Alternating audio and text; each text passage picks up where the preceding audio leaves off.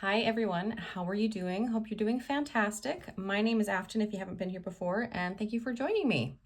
All right, so today is another installment of hashtag Deck Connectors Club.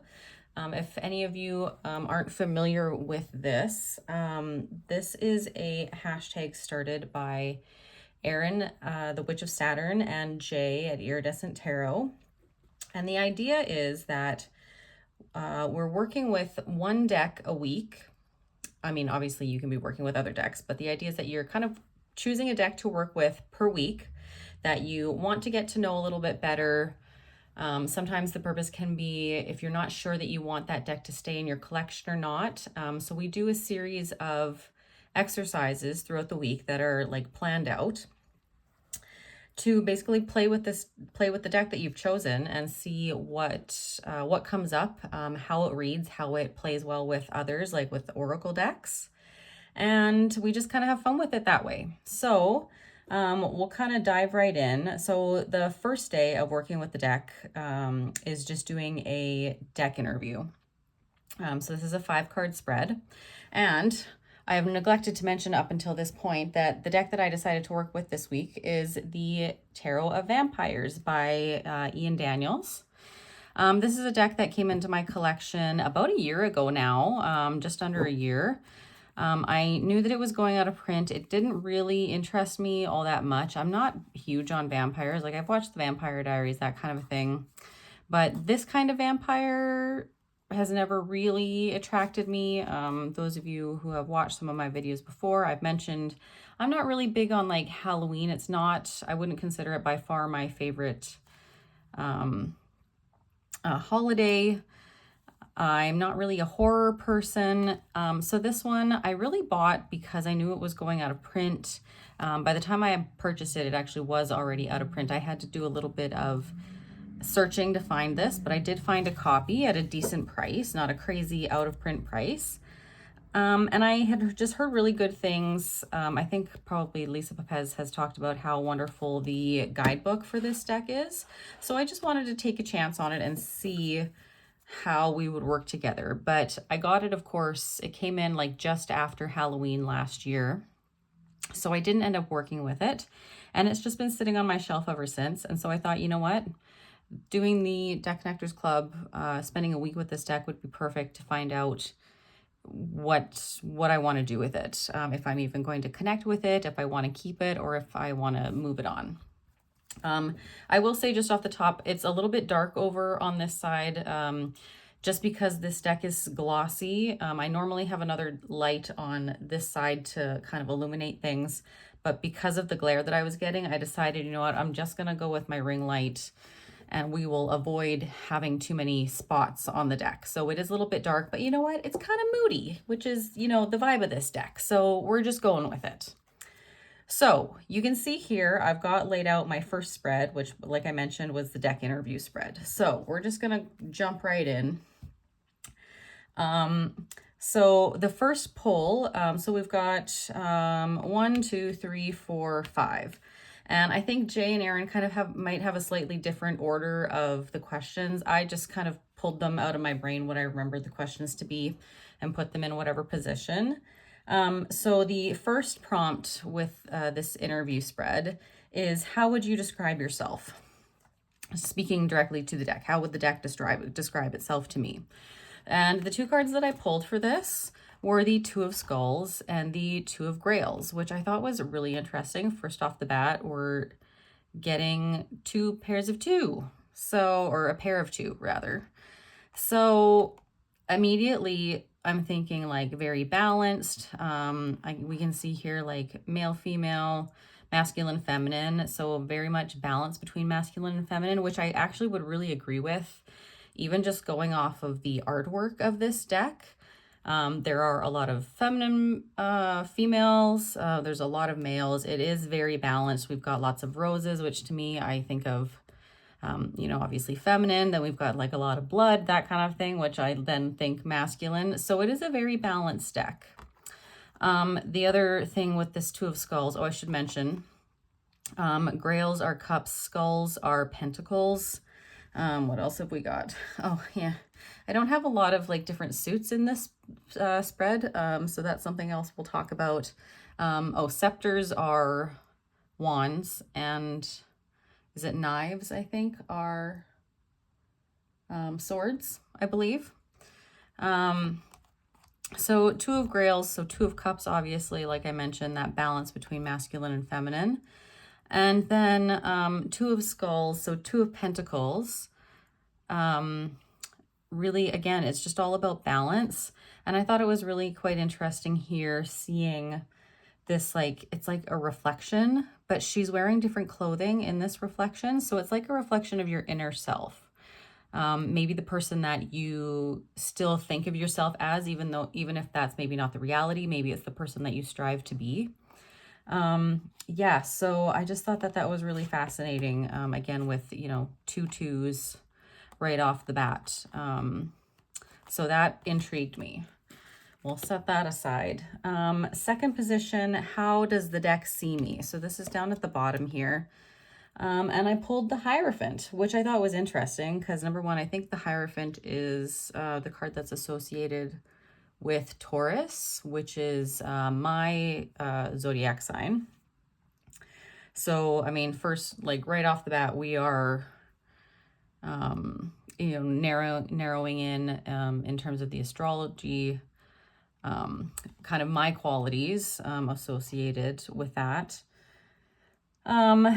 But also, what I thought was interesting with this card is that my eye was immediately drawn down here to this person, not necessarily the figure that's depicting the Hierophant themselves. So as the deck sees me, I was drawn here. So more of the supplicant, I think the word is supplicant that they use, rather than the Hierophant himself. So being the one searching for answers, the one that is open to guidance, which I thought was really kind of a lovely idea. So I'm just going to stack all those as we go through them. Next position is asking the deck, what is your strength? So that's where I went here. So Nine of Skulls.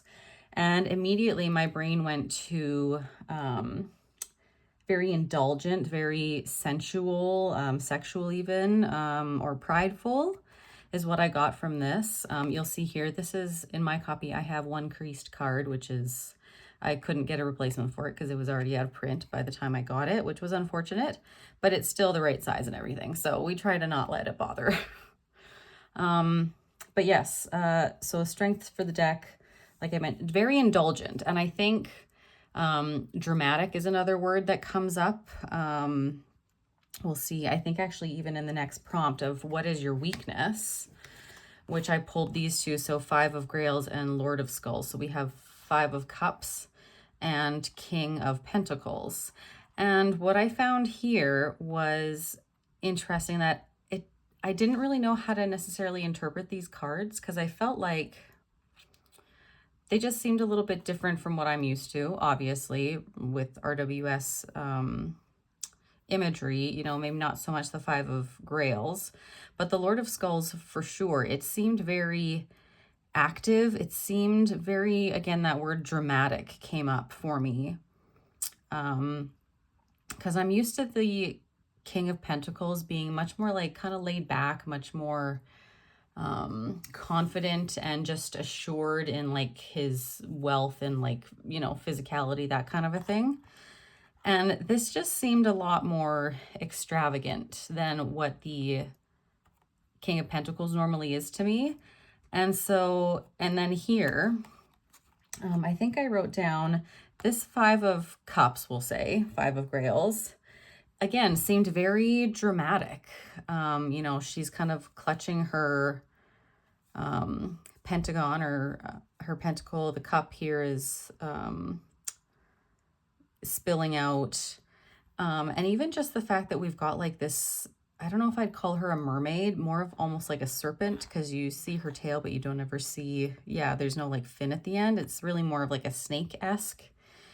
And again, just very dramatic, like putting on a show. She actually, what came into my mind was that image of like, you know, in Romeo and Juliet at the end, where Juliet actually wakes up and Romeo has like drunk the poison. That's what kind of this made me think of, like as though this is Juliet and she's picked up this cup of poison, this empty cup of poison that Romeo has drank. And now she's like clutching at her pentacle or her pentagon. And she's like, I can't go on. I can't do this anymore. So again, just this very dramatic, even the fact that it made me think of like a play, very highly dramatized. That's really what I was getting from this. Like she's about to stab herself to join her love. Yeah, so that really honestly, without even looking at the last prompt, sums up what I feel like this deck is. It's very dramatic, and yet at the same time, it's still very approachable, question mark, maybe. I don't know if I'd call it approachable. That might not be the right word. But still accessible, I guess, maybe is the word I'm looking for. And then the last prompt, prompt number 5, is how will we work together? And I pulled the 8 of Skulls. And right away, even though this is 8 of Pentacles, it was very much giving me like magician vibes. Like we've got the book, we've got like a potion here or a glass of wine or blood probably, honestly. We've got the hourglass, the skull. So yeah, just very magician vibes. So creating something, but also in terms of actual 8 of Pentacles, again, that idea of mastering and doing it together, like teamwork almost. So yeah, that's what we came up with. And then I just kind of had some notes about my overall initial impressions. Like I mentioned, very dramatic. Pretty much all of the cards were either skulls or grails, or we had a court card, we had a major arcana. So very much focused in on pentacles and cups. So like physicality, material things, resources, as well as emotions, which I thought was interesting. You know, not a sword or a wand in sight.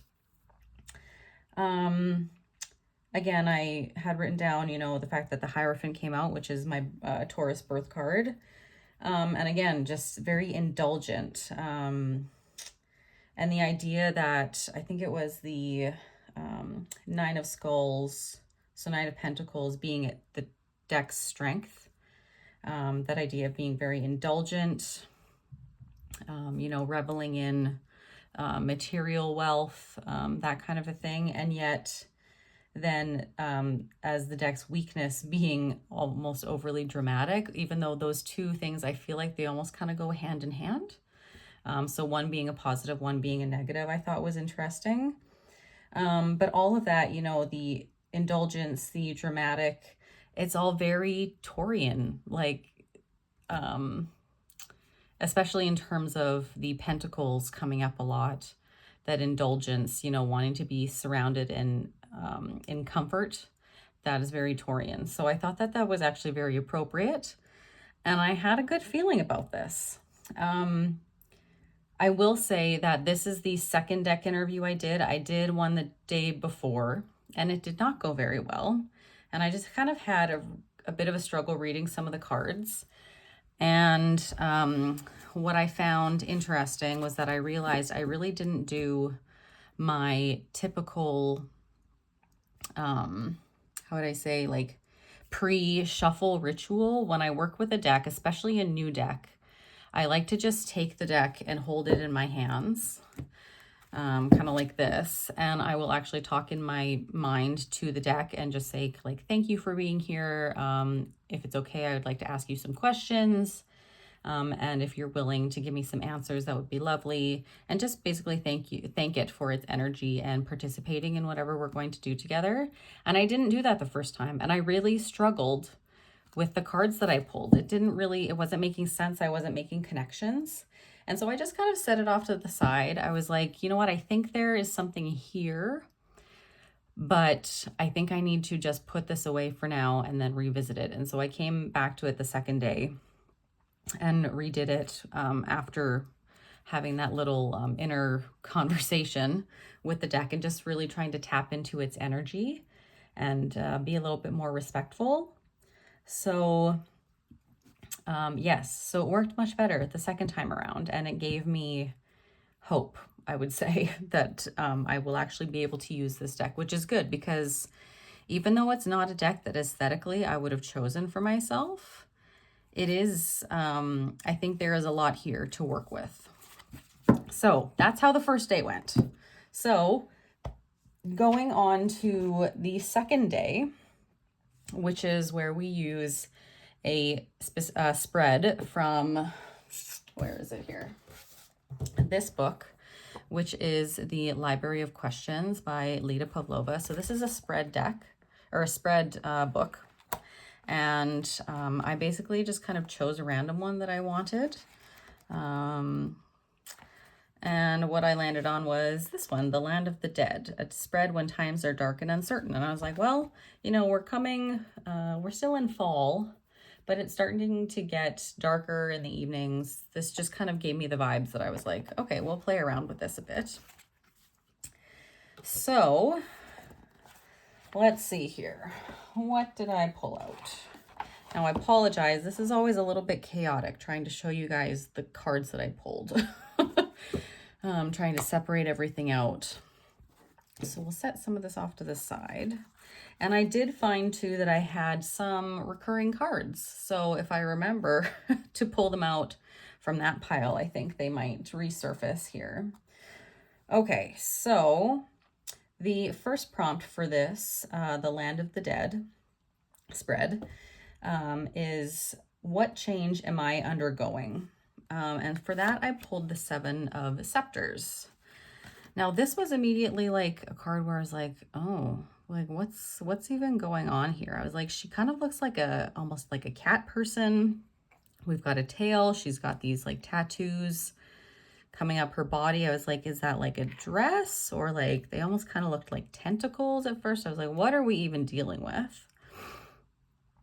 She seems to be in a lot of pain.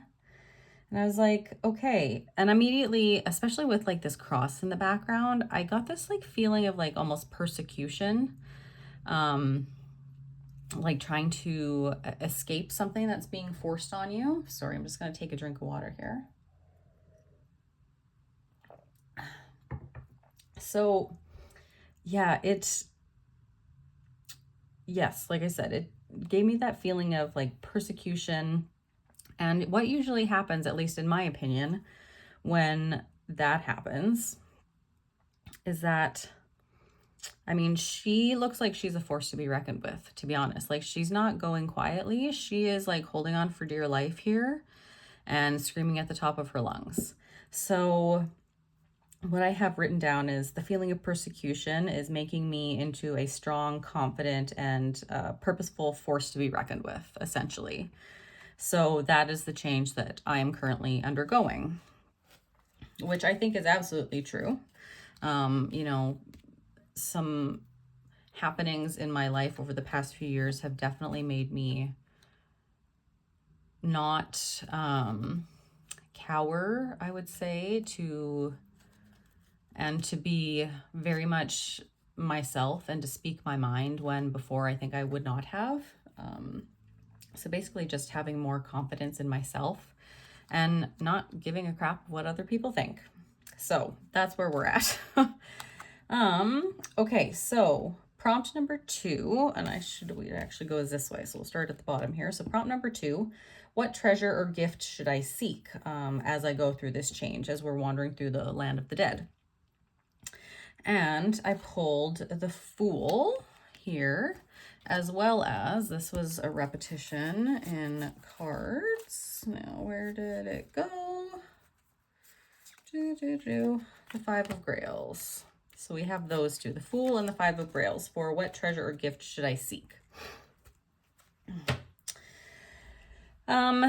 So for this, I immediately thought, you know, I should seek adventure. And a gift that I could be seeking could be hope or resiliency. So in this case, a very different take that I got on this Five of Grails, pulling it in this context. I I really latched onto the fact that she is holding on to that pentagram, that star. And that brought me to the idea of like the star card. So the hope, the card of hope.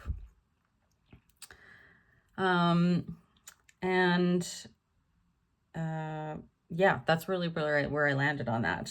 So the treasure gift that I seek would be hope, hope of a bright future, and adventure to take me where I'm meant to go. So I thought that was actually really lovely.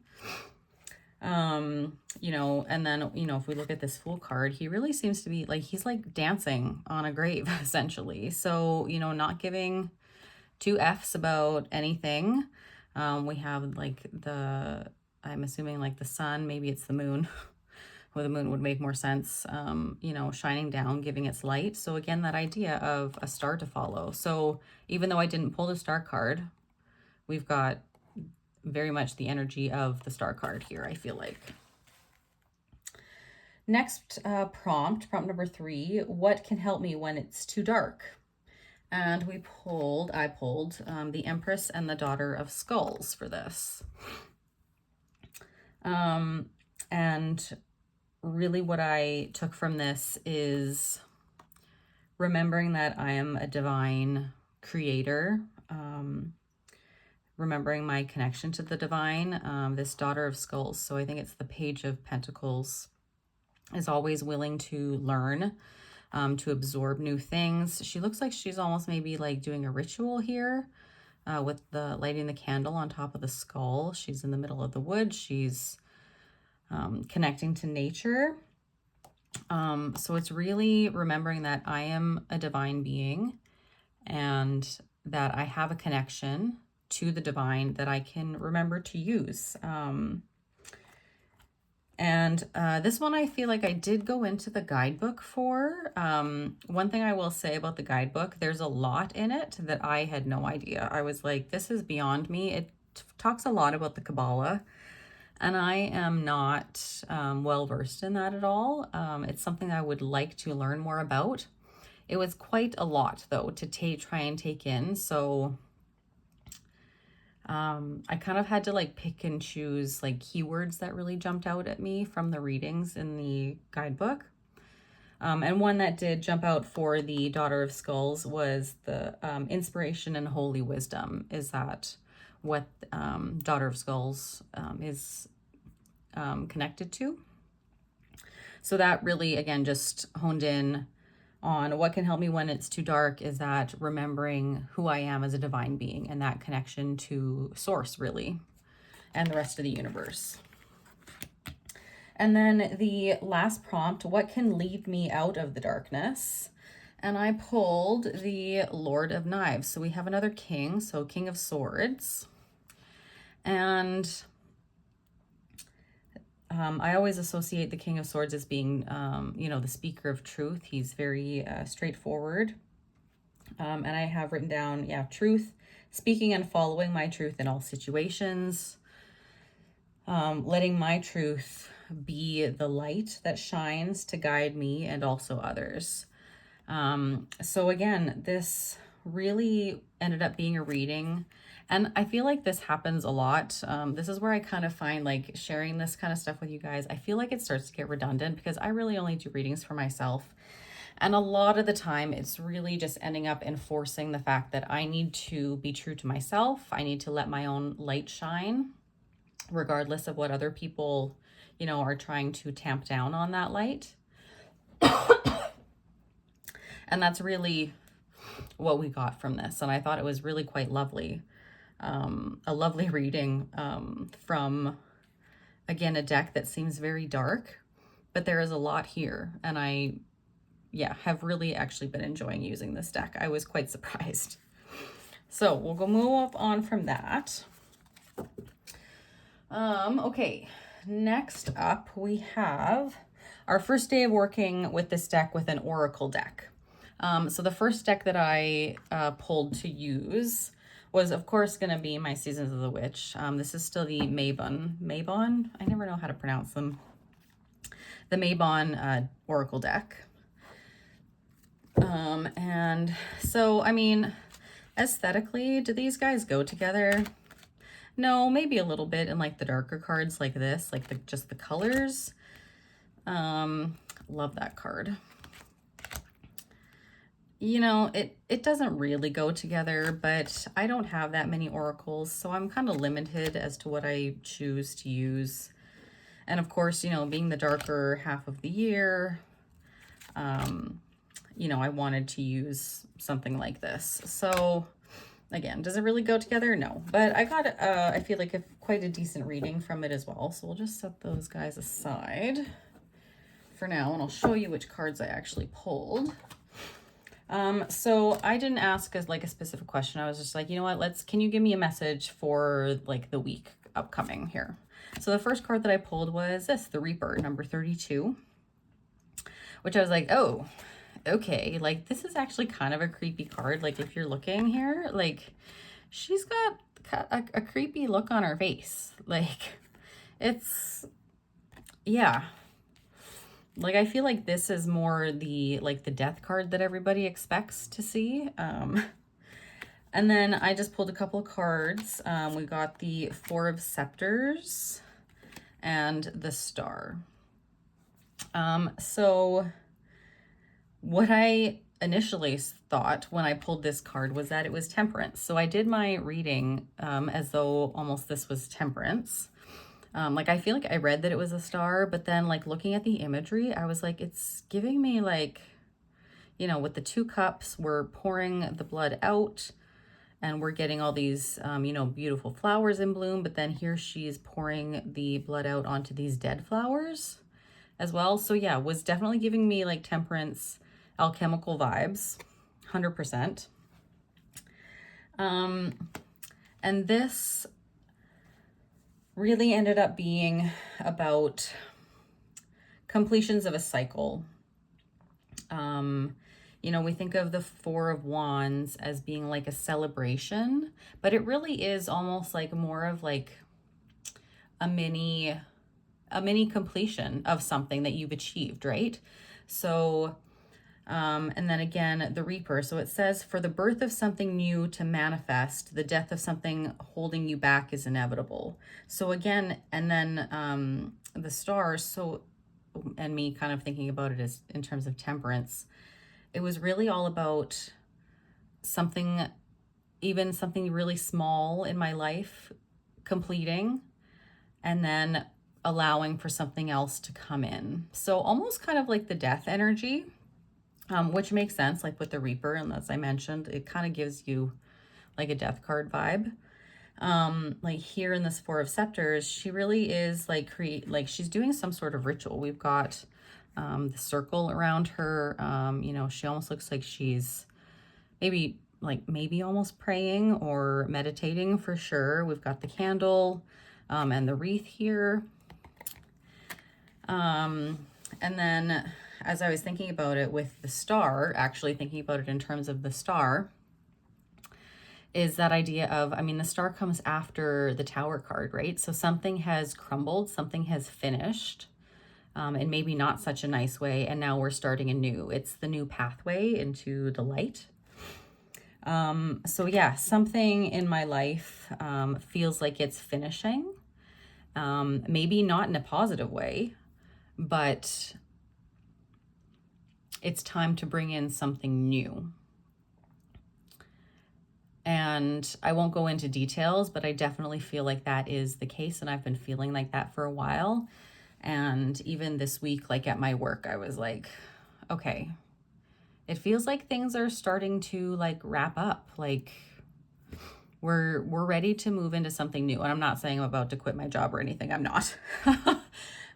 But it just feels like things are finally like coming into place and I'm ready to begin something else. At some point here, you know, undetermined as to when that is going to be, but that just kind of, yeah, reinforced what I think I've known for a while in the back of my mind. So that was a very successful reading with the Seasons of the Witch Mabon Oracle, which I love. We know, I know that already. Day number 4 is also working with an oracle deck. So doing another reading with an oracle, seeing how it pairs with another deck. And for this, I pulled out my When Olga Speaks. So this is the Kickstarter version that came in relatively recently, and I haven't really had a chance to work with it yet. So I was like, well, let's do this. So I'll just kind of show you in terms of like pairings, or like how they work together. And I actually think that they work quite well together in terms of the imagery. I mean, look at that. That was completely unplanned. We've got all the flowers everywhere. Like, look at that. I don't know what it is. I think it's a lot of the, like, the color palette works for me. I mean, even this, like, we've got, it's green, but with a hint of yellow under here. And then we've got the yellow roses. It, with all the vines, like, I don't know. There's just something here that seems to work well for me. So I did quite enjoy this pairing. Even though, like, I wasn't using these extensively or anything. Like, I really only pulled one oracle card with a couple tarot cards. But that's really all I needed, right? So, all right. So for this, yeah, again, I don't think I even really asked a question. I was just like, all right, well, like, what message do I need to hear? And the card that I pulled from When Olga Speaks is the Take Pause card, which I think is beautiful. You know, we've got the image of a city here with lots of lights. We've got the traffic, and then all of a sudden, superimposed, we have like this garden, these flowers. Maybe even like, that looks like it could be like dillweed.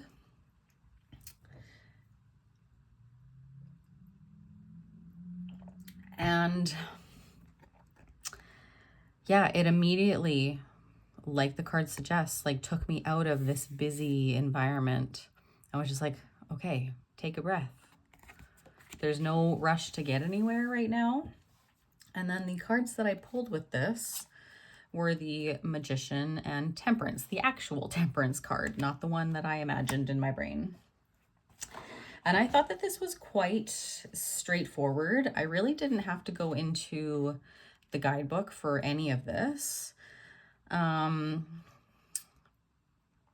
It really was like, you know, when I think of the Magician, I think of manifestation. And so it was like the cards telling me that, you know, you are trying to manifest something, you're trying to create something, you're making changes in your life. You know, with Temperance, you know, it's like turning one thing into another. That alchemical, again, idea.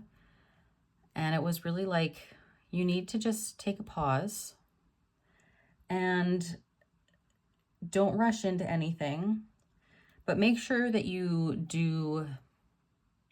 And this was all intuitive. This was just like when I started writing down what the message was, this is where it took me, was the idea of take your pause, don't rush into anything, but make sure that you do all the research that you need to do in order to, when you're ready to make that move and move forward and create what you want to create, that you're ready, that you have everything that you need at your disposal, and that the transition then will be seamless. You will shift one thing into another and it'll be seamless for you. And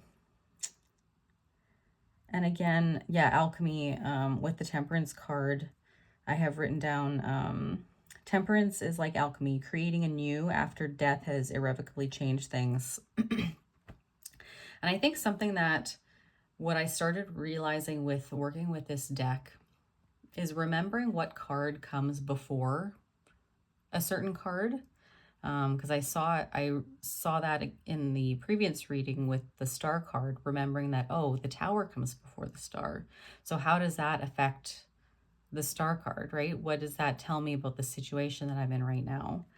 And that's something that I want to improve on, something that I want to remember to do in my future readings, is like, okay, so if I've got this card, well, what happened right before this, especially in, like, you know, the major arcana, right?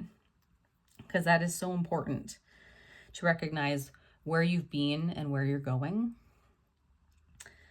So that, yeah, really put that into my mindset. Yeah, and just this idea of like taking the time to recognize my own power, and that I have to also be conscious of how I wield that power, or, you know, my magic, right? And how I want to unleash that on the world. Because it is a powerful thing. Everybody has their own magic within themselves, and we have to decide how we're going to use it. And that was really what I gained from this reading. So there you go with that one. It was, again, really quite a lovely reading. All right. And the last bit of reading, or the last day, so day 5 is doing a little bibliomancy. So taking something I've been using poems. Jay and Erin have been using, I think it's the Book of Tao, I think is what it's called. I could be wrong on the exact title. And just seeing what we can get from, you know, doing like a reading of like prose or whatever. And then I've just been seeing what cards come out. Sometimes I'll create a question based on what I've read. But in this case, again, I didn't feel through this week that I really needed to have specific questions for the deck. It really just seemed to flow, and I got the readings that I felt like I needed to hear. So for this, I used, what did I use? I used a reading from The Prophet by Kahlil Gibran. You can see my copy is very faded on one side. That tells you how long it's been sitting on my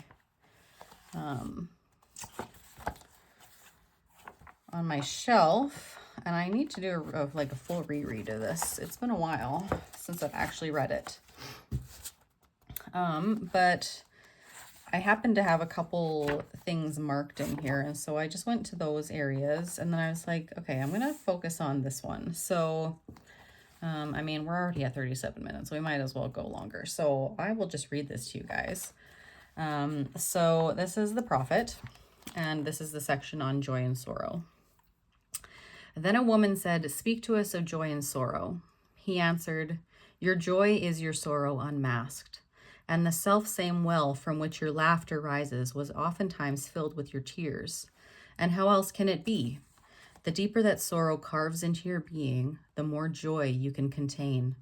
Is not the cup that holds your wine the very cup that was burned in the potter's oven?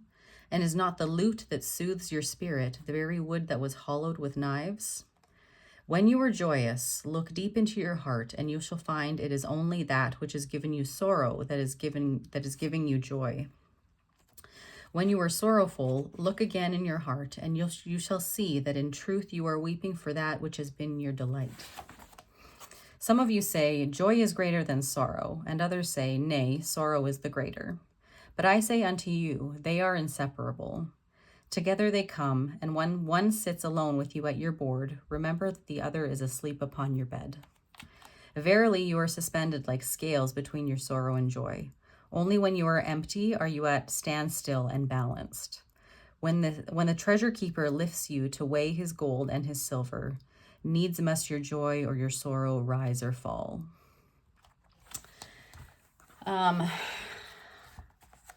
Yeah, so I mean, beautiful. If you guys have not read The Prophet, I highly recommend it. It's very short. You can read it in one sitting. It's absolutely beautiful.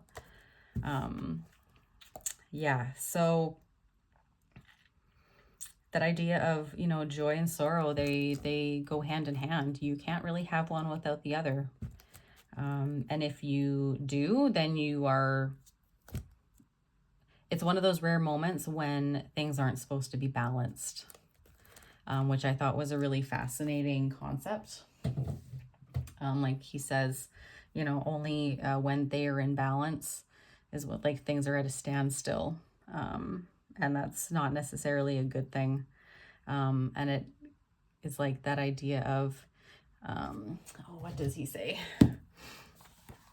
Where did it go?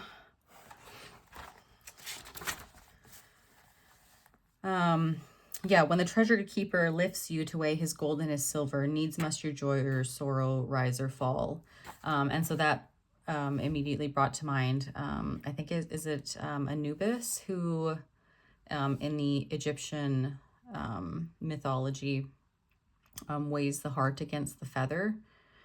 And they're supposed to be in perfect balance. But in this case, they're not going to be in balance. And I thought that just was a really fascinating, at least that's how I'm interpreting it. If you guys are interpreting it different, please feel free to say. But yeah, only when you are empty are you at standstill and balanced. So you shouldn't be in balance, because that's when you're indifferent. And that's not a good thing, because who wants to be indifferent? See my, I think it was my... was it my third week in September? I can't even remember that I read you guys a poem, and it's The More Loving One by W.H. Auden. Plays into that. You don't want to be indifferent. You want to be the more loving one. So go look that up if you haven't. It's a beautiful poem. It's my favorite, one of my favorites. So for this, again, I didn't really have a question. I did not, at least I didn't write it down. If I did create a question from reading that, I just started pulling cards. And what do I have? I pulled Ace of Grails, Ten of Skulls. Oh, I need to search back here. The Fool, the Four of Scepters. Where is that? Four of Scepters and the Eight of Scepters. So we've got a bit more wand energy going on, a little bit more balanced. The only one we are missing is the knives, so swords, but we do have a major arcana here. And I just looked at this as a whole, and I was like, okay, so these were the first two cards. I will say I pulled these two first, the Ace of Grails and the Ten of Skulls. And like, these are very like positive cards, I would say. You know, lots of emotion. Ten of Skulls, Ten of Pentacles. We're kind of at the height, you know, the idea of leaving your legacy behind, having all the comforts of life that you could possibly ask for. And then I was like, oh, okay, well, the Fool, yeah, that seems kind of positive. Four of Scepters, sure. And then Eight of Scepters, Eight of Wands. I was like, this really feels very positive. Overall, I was like, but what I wrote down was, let your cup runneth over, enjoy the comforts of life, knowing that time of sorrow will come and be interspersed within those moments. I mean, we can see here, even though this is the Fool, he is, you know, like dancing on somebody's grave. And it is, you know, being, there's moonlight coming in. What I wrote down, it will not all be a dance, but a time for softening, for ritual and introspection with this Four of Scepters. As we saw before in the previous day's reading. Life often hits you with the unexpected, good or bad, and we have to follow it when it does, right? Life keeps going no matter what. So it's really a balancing act. And some days are going to be tipped one way, and other days are going to be tipped the other. And then just kind of going again intuitively, I wrote down, but sorrow is never to be used as an excuse to stop living, and finding the joy even in the smallest of moments. So that Four of Scepters, that idea of celebrating the little moments. Take the adventure, be the fool, not knowing where it might lead. And yeah, just trust that the universe has your back. Yeah. A little note that I have at the bottom in my journal here after reading that, I was like, you know, this reading was talking about in the prophet that the words we're talking about, things aren't going to be in balance. You know, there's going to be pain and sorrow. Like I said, they go hand in hand. You can't have one without the other. And then I pulled all of these cards and I'm like, oh, these all feel like very like positive cards, which is interesting. It's not giving me kind of like that negative side. And then I kind of got like an intuitive hit and I was like, I'm like, yeah, that, like with this deck being as decadent and like indulgent as it is,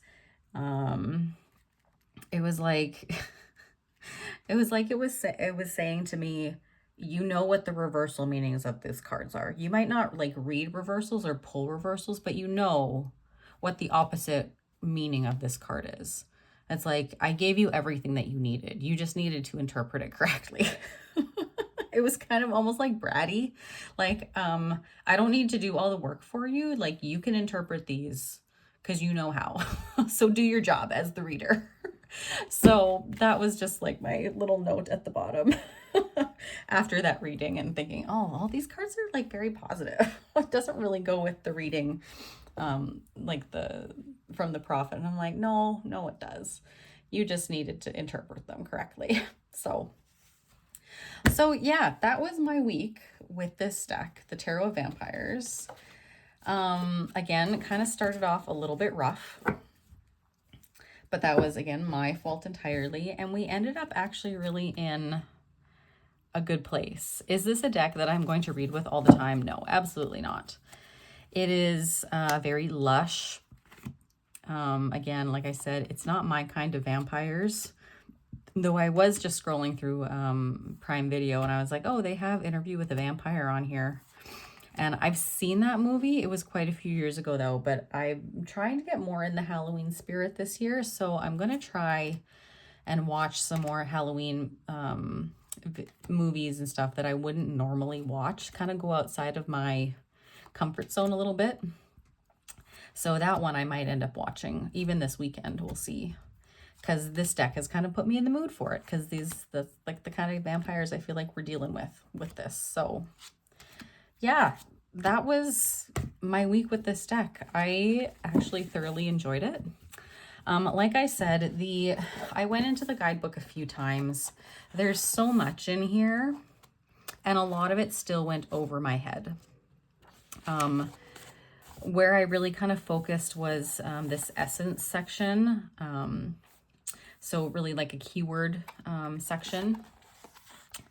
And then, you know, the message I found easier to read than the analysis and symbolism, because this section is really where it goes into like a lot of the Kabbalah and alchemy stuff. And that really just went all like right over my head. So I think this is a really good reference to have, especially as like I said, I think I said, I would like to learn more about Kabbalah and get more into that kind of a thing, but I'm not there yet. And I'm not sure if this is, I didn't read any of the preface stuff. This does have a lot of, we've got a section on, using Kabbalah and Tarot. So it gives you a little bit of a breakdown of the Kabbalah. And I didn't read through any of this. I do have a separate book that I want to read on the Kabbalah. I think that's probably where I'm going to start. So I think I wouldn't say that this would be the best deck to start that journey on. Maybe as like a supplement. But yeah, I would probably, I really need to start studying Thoth is what I need to do. You know, there's a lot of things that I want to do. And do I have time for it? No, because I also want to be looking at Lenormand. Have I started doing that? No. So yeah, I don't know. Oh, there we go. Same card. So, but it was without taking all of the alchemical stuff out of it. I was very much able to read with this deck intuitively. There were a couple times that I went into the guidebook, like I said. But sometimes going into the guidebook made things a little even more cloudy, I would say, than just doing it intuitively. Because really, there's no right or wrong way to interpret a card, right? Like we saw how many cards, like even that star card that I kept thinking was the Temperance card, but I still kind of arrived at the same conclusion regardless of which card it was. And then, you know, Temperance popped up in my next reading anyway. So yeah, that definitely seemed to, I don't actually know where that thought was going. So you know what? We'll just leave it there, I think. Yeah, it had a really good flow to it with the readings, using this deck. And I just had to trust myself. And I think that's the biggest thing that I am learning doing this process with Deck Connectors Club, is just trusting what I'm getting intuitively from these cards. Because, you know, yeah, I mean, I'm right. I mean, I know my own mind. I know my own life, what's going on in it. And I mean, I'm trying to be truthful to myself and with my abilities. So yeah, I feel like I'm just kind of talking for the sake of talking at the end of this video. So we're going to stop it there. If you guys watch this all the way to the end, thank you so much. I'd love to hear your thoughts. If you saw something in the cards that I did not interpret and you're like, oh, that was staring you in the face, Afton, please like write down. I'd love to hear your thoughts. Write me a comment and let me know if you have this deck, if you use this deck, what your thoughts are. And any other maybe oracles that you would pair it with. I am not really bringing more oracles into my collection at this point. I'm trying to get rid of things. But you never know if you've got like a really good pairing. This deck seemed like it worked really well with the two that I paired it with. And it seemed open to being paired with oracle decks. So that was nice. Yeah. Okay, guys. Have a wonderful day, week, month, wherever you're at. And I will see you next time. Bye, guys.